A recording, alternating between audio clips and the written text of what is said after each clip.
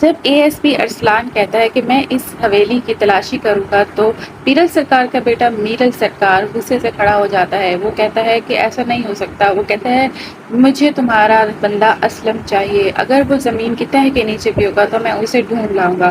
وہ کہتا ہے کہ تمہاری اتنی جرأت نہیں ہے کہ تم میری حویلی کی تلاشی کرو۔ اتنے میں پیرل سرکار بھڑک اٹھتے ہیں اور وہ چیخ کے کہتے ہیں بس اب بہت ہو گیا، تم یہ کیسے کہہ سکتے ہو کہ تم ہماری حویلی کی تلاشی کرو گے؟ پیرل سرکار آئے ہوئے SSP کی طرف دیکھتا ہے اور کہتا ہے کہ اپنے افسر کو سنبھالو، کسی نے آج تک اس حویلی کی طرف آنکھ نہیں اٹھائی اور کسی نے جرأت نہیں کی کہ وہ ہماری حویلی کی تلاشی کرے۔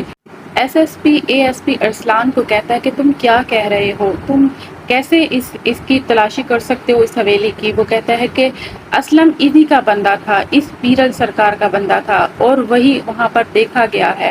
مجھے اسلم چاہیے، میں نے اس سے تفتیش کرنی ہے۔ پیرل سرکار کہتا ہے کہ میرے ایک کہنے کے اوپر بہت سے پتے اکٹھے ہو جائیں گے، تھانے کا گھیراؤ کر لیں گے، پھر میں دیکھوں گا کہ تم لوگ کیا کرتے ہو۔ SSP کو پیرل سرکار کہتا ہے کہ اپنے افسر کو یہاں سے لے جاؤ۔ SSP کہتا ہے ASP ارسلان تم یہاں سے جاؤ، میں اس معاملے کو دیکھ رہا ہوں۔ دوسری طرف پیرل سرکار کی دوسری بیوی بے چین ہو کر ٹہل رہی ہوتی ہے اور وہ ملازمہ سے پوچھتی ہے کہ پیرل سرکار کی پنچایت ختم ہو چکی ہے؟ وہ کہتی ہے جی ہاں، پیرل سرکار کی پنچایت تو ختم ہو چکی ہے، لیکن وہ وہاں سے چلے گئے ہیں اپنے بیٹے کے ساتھ، پتہ نہیں کہاں گئے ہیں، غصے میں کہیں گئے ہیں اور وہ پریشان ہو جاتی ہے۔ اتنے میں سرداری بیگم آتی ہے جو کہ پیرل سرکار کی بڑی بیوی ہوتی ہے۔ وہ کہتی ہے اب تم عادت ڈال لو، پہلے میں انتظار کیا کرتی تھی، سب سے پہلے تو پیرل سرکار میرے ارد گرد گھومتے تھے، پھر تم آ گئی اور میں انتظار کرنے لگی، کئی راتیں تو میں انتظار کرتے ہوئے سو جاتی تھی، لیکن اب تمہاری باری ہے۔ وہ اپنی تیسری کے پاس جائیں گے اور تمہاری ہی ایسے راتیں انتظار کرتے ہی گزریں گی اور وہ تمہارے پاس نہیں آئیں گے۔ اب وہ ان کی چہیتی وہ تیسری ہے، اگر تم چاہو تو ہم دونوں مل کے اس سے مقابلہ کر سکتے ہیں۔ ہمارا دشمن ایک ہے، ہمیں اپنے اختلافات بھلا کے اس کو یہاں سے بھگانا پڑے گا۔ ہمیں ایسی سازش کرنی ہوگی کہ ہمیں پیرل سرکار کے دل سے اسے اتارنا ہوگا۔ ہم اپنی دشمنی بعد میں بھی نبھا سکتے ہیں، بس ہمیں یہاں اس مقصد کے لیے اکٹھا ہونا ہوگا۔ دوسری طرف پیرل سرکار اپنے بیٹے سے بہت ناراض ہو جاتے ہیں کہ یہ اسلم کا کیا معاملہ ہے، وہ کیسے کہہ رہا تھا کہ حویلی کی تلاشی کرے گا، کیا تمہارا بندہ اس کام میں ملوث تھا؟ یہ کیسے سکتا ہے؟ تم نے مجھے بتایا بھی نہیں، یہ غیر قانونی کام تھا، تم نے بالکل اپنے سر پہ کام کر لیا، اب اس ASP کو کیسے سنبھالو گے؟ وہ تمہارے پیچھے پڑ چکا ہے، یہ ASP بہت ہی بڑا آفیسر ہے، ہمیں یہ بہت مشکل میں ڈال سکتا ہے۔ وہ کہتا ہے بابا صحیح میں اس معاملے کو سنبھال لوں گا۔ وہ کہتا ہے نہیں، بس تم نے جو کرنا تھا وہ کر لیا، میں اس معاملے کو سنبھال لوں گا۔ جبکہ دوسری طرف ساری باتیں نوری سن رہی ہوتی ہے، اس کو پتہ چل جاتا ہے کہ جیون کا قاتل ASP ارسلان نہیں بلکہ پیرل سرکار کی اس کا بیٹا میرل سرکار ہے، جس نے اسے اس غیر قانونی کام میں سرحد پہ بھیجا تھا اور وہ پولیس کی گولی کا شکار ہو گیا۔ نوری پہ یہ راز کھل چکا ہوتا ہے کہ جیون کا قاتل ASP ارسلان نہیں بلکہ میرل ہے۔ ASP ارسلان اپنے آفس میں بیٹھا ہوتا ہے اور اس کے ہاتھ میں ایک کاغذ ہوتا ہے اور وہ اسی کو دیکھ رہا ہوتا ہے اور بہت خوش ہوتا ہے۔ اتنے میں ان کا سب انسپیکٹر آ جاتا ہے اور وہ کہتا ہے جناب آپ اتنے خوش نظر آ رہے ہیں، کیا اس بات میں کیا ہے کہ آپ اس کاغذ کو دیکھ کے خوش ہو رہے ہیں؟ وہ کہتا ہے جی خوشی کی بات ہے، کیونکہ اس ہیڈ ماسٹر کی بیٹی کا کیس جو کہ کافی ٹائم سے دبا ہوا تھا، میں نے اپنے دوست کو کہہ کے اس کو نکلوایا ہے، اس کی جوائننگ کے لیٹر آ چکے ہیں، اب وہ اسکول میں پڑھا سکے گی، یہ تو بہت خوشی کی بات ہے۔ سب انسپیکٹر کہتا ہے کہ جناب یہ واقعی خوشی کی بات ہے، کیونکہ ان کے گھر میں اب کوئی کمانے والا نہیں ہے، اب ان کی جاب سے ان کے حالات بہتر ہو جائیں گے۔ سسی کا باپ خوش ہو کے گھر آتا ہے، اس کے ہاتھ میں وہی کاغذ ہوتا ہے جو کہ سسی کی جوائننگ لیٹر ہوتا ہے کہ اب وہ اسکول میں پڑھا سکے گی۔ وہ بہت خوش گھر میں آتا ہے اور سسی کو آواز دیتا ہے سسی بیٹا، اور وہ کمرے میں آتا ہے کہ سسی وہاں پر کام کرتی ہے۔ سسی اپنے باپ کی طرف متوجہ ہوتی ہے اور وہ کہتی ہے کیا ہوا بابا؟ وہ کہتا ہے بیٹا تیری جوائننگ لیٹر آ چکا ہے جو ہم نے اپلائی کیا ہوا تھا کافی عرصے سے، اب تو اسکول میں پڑھا سکے گی، اب دیکھنا اب ہمارے حالات اچھے ہو جائیں گے۔ وہ کہتے ہیں کیسے ممکن ہوا؟ وہ کہتا ہے یہ اس سب انسپیکٹر نے مجھے بتایا کہ ASP ارسلان کی وجہ سے ممکن ہوا۔ وہ کہتے ہیں نہیں، میں اس کا احسان نہیں لے سکتی، وہ میرے بھائی کا قاتل ہے۔ اتنے میں سسی آ جاتی ہے اور وہ کہتی ہے کہ وہ تمہارے بھائی کا قاتل نہیں ہے، بلکہ اس نے تو تمہارے لیے کتنی محنت سے یہ کام کروایا ہے۔ وہ قاتل نہیں ہے بلکہ میرل سرکار نے تمہارے بھائی جیون کو بھیجا تھا سرحد پار، اس نے غیر قانونی میں کام میں ڈالا تھا، وہاں پر پولیس کا چھاپا پڑ گیا اور ان کے بندے تو بھاگ گئے لیکن جیون کو گولی لگ گئی۔ اب قصوروار بلکہ اے ایس پی ارسلان نہیں بلکہ میرل ہے۔ وہ کہتی ہے او میں کیا کر دیا، میں نے تو یہاں بھرے مجمع میں پورے گاؤں کے سامنے اس کا گریبان پکڑ لیا تھا، مجھ سے بہت بڑی غلطی ہو گئی ہے۔ وہ کہتی ہے دیکھو اس کا ضمیر دیکھو، وہ تو پھر بھی ماں تمہیں معاف کر کے تمہارے لیے اتنی کوشش کر رہا ہے۔ سسی کہتی ہے میں تو جیون کے معاملے میں یہ بات بھول ہی گئی۔ نوری میں نے تمہیں ایک بات بتانی ہے کہ شوکت وہ تو وہاں تک نہیں پہنچا، نہ وہ ملتان میں اپنے گھر والوں کے پاس پہنچا ہے اور نہ ہی وہ اس علاقے میں شور کوٹ میں اپنے دوست اقبال کے پاس پہنچا ہے۔ مجھے اقبال سے یہ پکی خبر ملی ہے، بلکہ اس کا باپ تو ملتان سے اسے ڈھونڈنے کے لیے یہاں پر آیا ہوا تھا، کہیں پر بھی نہیں ہے شوکت۔ یہ سن کر نوری بہت پریشان ہو جاتی ہے، وہ کہتی ہے میں نے تو اسی شرط پہ پیرل سرکار سے نکاح کیا تھا کہ شوکت کچھ بھی نہیں کہا جائے گا، وہ اپنی زندگی جیے گا۔ اب انہوں نے میرے شوکت کچھ بھی کیا تو میں ان کی حویلی سے اینٹ بجا دوں گی۔ اب دیکھنا۔ وہ کہتی سسی کہتی کہ تم یہ کیسے کرو گی؟ وہ کہتی میں میرے پاس ایسا ہتھیار ہے، میں ان کی حویلی کی بنیادیں بٹھا دوں گی اور ان کے میں راز کٹھے کروں گی۔ اب سے میں ان کے ساتھ دشمنی کروں گی۔ اب میں دیکھتی ہوں کہ انہوں نے اگر میرے شوکت کے ساتھ کچھ کیا ہے تو میں ان کو نہیں چھوڑوں گی، ایک ایک سے بدلہ لوں گی میں۔ پیرل سرکار کمرے میں آتا ہے اور وہ نوری کو بلاتا ہے، نوری نوری نوری۔ وہ نوری سے کہیں نہیں ملتی کیونکہ نوری تو جا چکی ہوتی ہے۔ وہ ملازموں کو آواز دی، وہ کہتا ہے کہ نوری بی بی کہاں ہے؟ وہ کہتی ہے وہ تو سسی بی بی کے گھر گئی ہے۔ وہ کہتا ہے کس مقصد سے گئی ہیں؟ وہ تو اب اس کا سوئم ہو چکا ہے۔ وہ کہتی ہے آج اس کا تسمہ ہے۔ وہ کہتے ہیں یہ کیا طریقہ ہے، کبھی اس کا تیسرا ہوتا ہے کبھی اس کا تسمہ ہوتا ہے۔ بس اب بی بی آئے تو اسے کہنا کہ پیرل سرکار بہت ناراض ہو رہے تھے، اب انہیں یہاں حویلی سے نکلنے کی ضرورت نہیں ہے، یہ کہہ کر وہ چلا جاتا ہے۔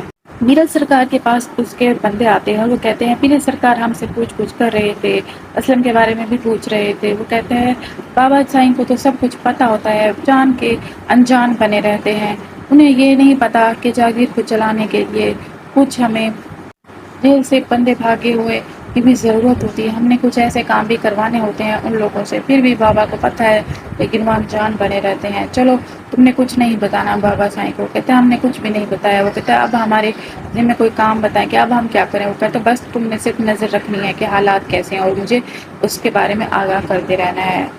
کھانے کے سامنے کچھ گاؤں کے لوگ بیٹھے ہوتے ہیں اور وہ کہتے ہیں کہ تم نے ان کو پیسے دیے ہیں جو تمہارا پرچہ کاٹیں؟ وہ کہتے جی ہم نے ایس ایچ او کو نذرانہ دیا ہے۔ وہ کہتے ہیں نہ سے چھوٹے موٹے نذرانے سے تمہارا پرچہ نہیں کٹ، اپنا پرچہ کٹوانا ہے تو بڑی رقم دو، بڑی رقم۔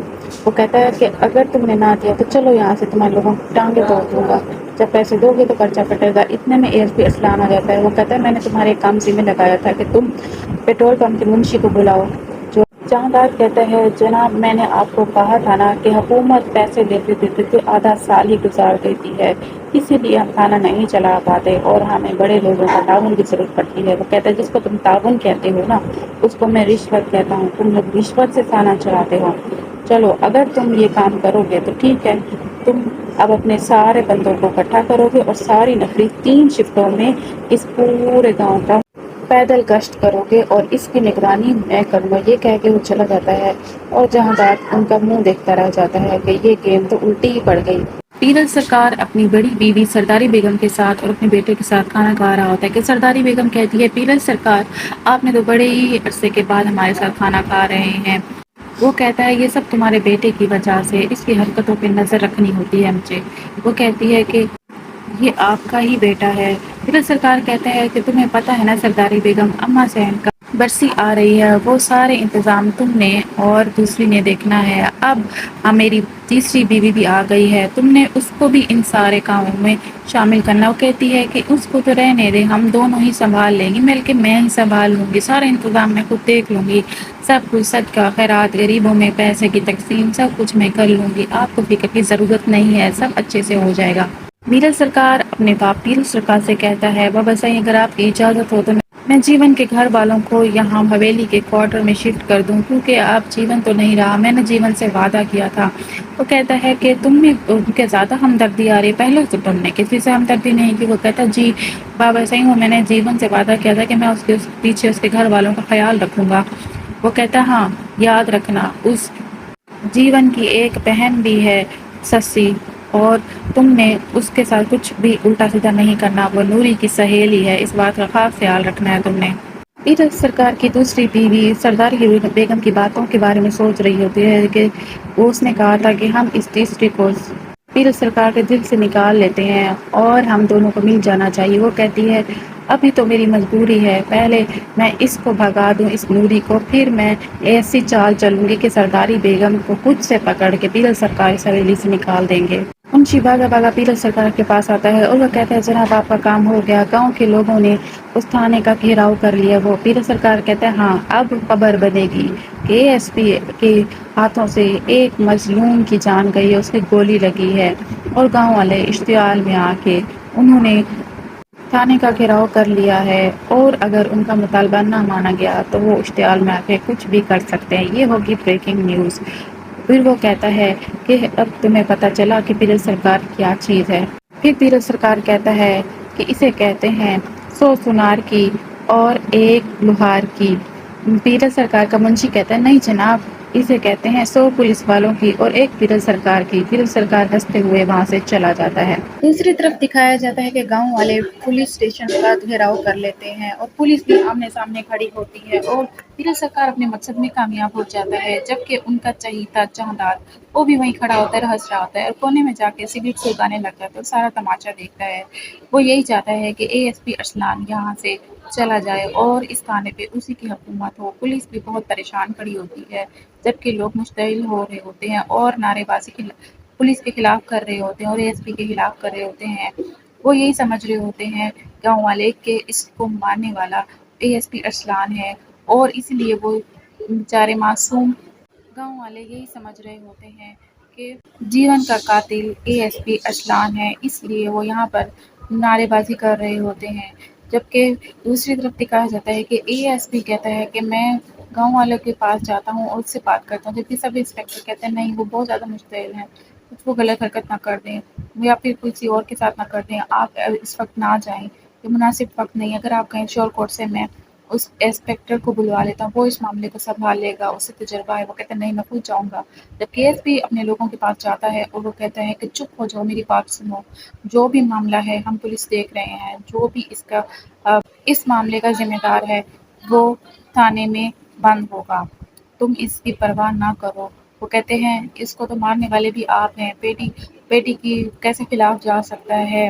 وہ کہتا ہے اپنا منہ بند کرو، اگر تم پولیس کے خلاف گئے تو تم ساری زندگی جیل کی سلاخوں میں رہو گے۔ اتنے میں سسی آ جاتی ہے اور ایس پی جانے لگتا ہے۔ سسی کہتی ہے بھائیوں بھائی میری بات سنو، گاؤں والوں میری بات سنو، چپ ہو جاؤ اور میری بات سنو، میرے بھائی کو مارنے والی پولیس نہیں، بے شک گولی اے ایس پی ارسلان سے چلی ہے، لیکن اس غیر قانونی کام میں بھیجنے والے میرے بھائی جیون کو کوئی بڑے اور لوگ ہیں، جو بڑے لوگ ہیں انہوں نے ہی میرے بھائی کو پھنسایا ہے اور پولیس نے گولی ماری ہے، اس میں اے ایس پی ارسلان کا کوئی قصور نہیں ہے۔ میرے مجرم ہیں تو میرے بھائی کے وہی لوگ ہیں، وہی بڑے لوگ ہیں، ان کے خلاف کام کرو، نہ کہ تم اے ایس پی کے پیچھے پڑو، تمہیں لگواتا ہے، تم یہاں سے چلے جاؤ۔ اے ایس پی سسی کو دیکھ رہا ہوتا ہے، سسی اس کا باپ ہاتھ جوڑ لیتے ہیں، گاؤں والے وہاں سے جانے لگتے ہیں اور جو چمچے ہوتے ہیں پیرس سرکار کے وہ پیچھے سے آوازیں لگانے لگ جاتے ہیں کہ رکو چاچا رکو رکو، اور یہ ساری بازی پلٹ دیتی ہے سسی۔ پیرس سرکار کی ساری پلاننگ مٹی میں مل جاتی ہے اور اے ایس پی گاؤں والوں کے سامنے بالکل پاک صاف ہو جاتا ہے، کیونکہ اس کا قصور نہیں ہوتا، اس کا قصوروار سیدھا نیرج سرکار ہے۔